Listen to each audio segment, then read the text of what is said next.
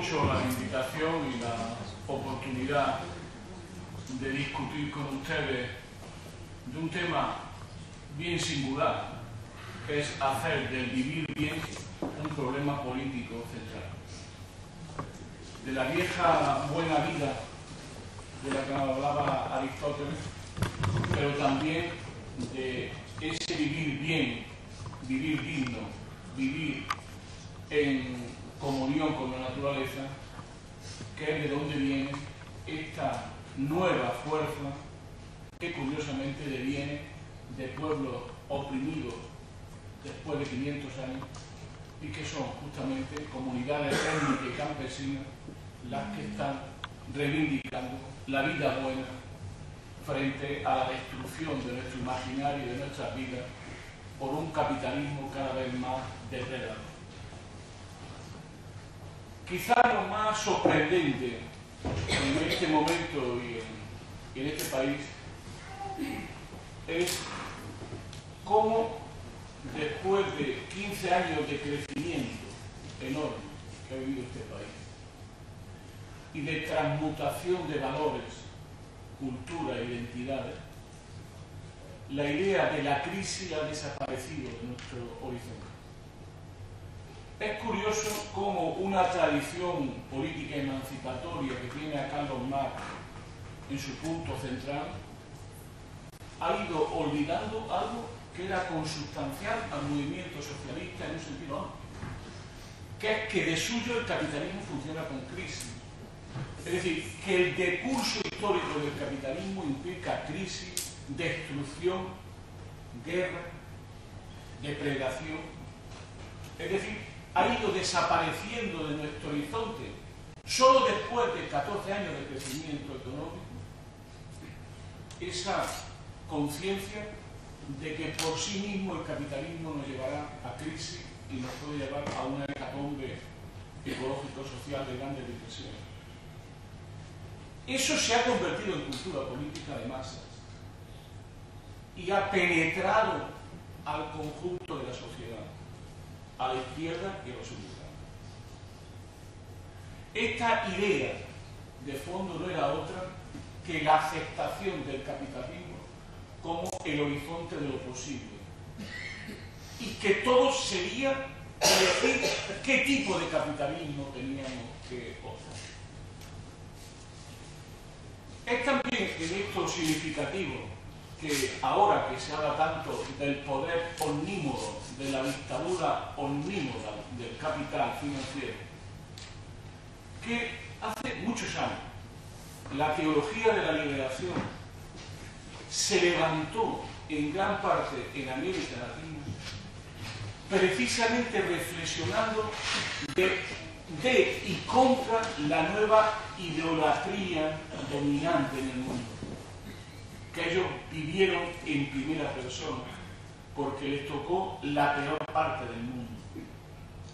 Era la idolatría del mercado que exigía sacrificio humano. Es curioso esto. En un momento donde el nacionalcatolicismo se convierte de nuevo en la gran ideología de la derecha española en su ofensiva, que curiosamente en América Latina y en el mundo se rescata una crítica a una nueva idolatría que, como toda idolatría, exige sacrificio humano. No hay nada más que abrir un periódico o escuchar una noticia donde nos dicen el tipo de sacrificio humano que tenemos que hacer en nombre de los mercados, en nombre de un ente abstracto, desconocido, una especie de ley natural y naturalizada que nos obliga a hacer sacrificios y que además los sacrificios son interminables. Es una larga marcha a través del sacrificio para justificar la idolatría.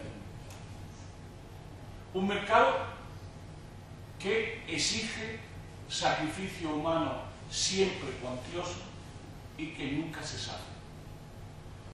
Paul Krugman ha hablado de estas políticas como las políticas del dolor, de cómo las políticas que se están haciendo, y Krugman no es un radical bajo ningún punto de vista, lo único que implican son enormes sufrimientos para los seres humanos, que además se reparten esos sufrimientos cada vez más desigualmente. No es lo mismo que sea hombre que sea mujer, no es lo mismo que sea del centro o de la periferia, no es lo mismo que viva en las regiones ricas o en las regiones pobres. Y todo esto para llegar ¿a dónde? A que nos encontramos ante una crisis monumental que nos lleva a una nueva época y que no está garantizado, como siempre, que esta salida a la crisis sea para mejor y que nos tememos mucho que será para peor. Porque primero, lo más característico de la crisis que estamos viviendo, mi maestro Manuel Sacristán lo venía diciendo desde los años primeros de los 70, es que estamos ante una imponente crisis civilizatoria, que al menos tiene 4 rasgos que me interesan mucho hoy, aunque sea solo enunciado. El primero, que se trata de una crisis del capitalismo, en su aspecto determinante en esta fase, que es el capital financiero. Un capitalismo abiertamente depredador, ladrón, explotador. La acumulación primitiva nunca fue una etapa histórica, lo fue solo en una fase del capitalismo. La acumulación primitiva es permanente y siempre va detrás de cada crisis. Porque cada crisis implica violencia, depredación, chuparle, como decía Marx, la plusvalía, el excedente a los trabajadores. Cada crisis es también una guerra contra los de abajo, que declaran los de arriba.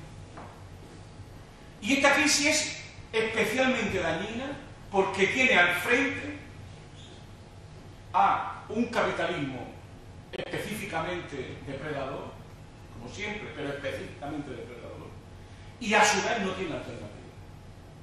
Porque el otro lado de la cuestión tiene que ver con eso. Seguramente en la historia del movimiento obrero, esta es la peor historia en cuanto a conciencia de clase y a conciencia simplemente rebelde. Ahora que llega la crisis del capitalismo, los trabajadores sueñan con el capitalismo, aunque sea con el capitalismo del bienestar. Y además creen que la crisis durará poco.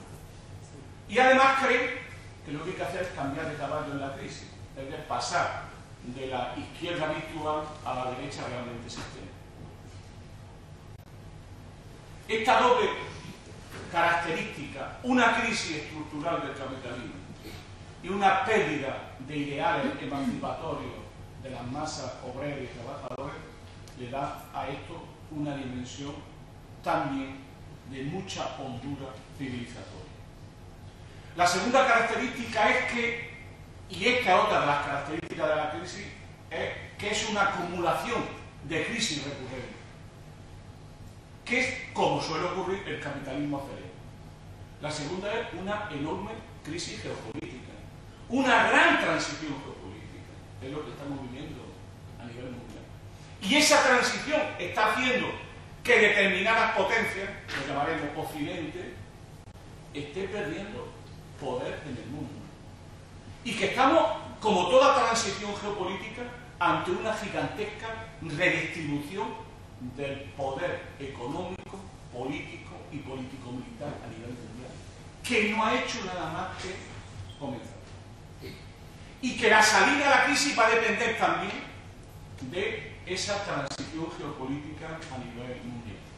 La tercera la conocemos, la vivimos, pero cada vez se hace más irreversible, que es una crisis ecológico-social del planeta.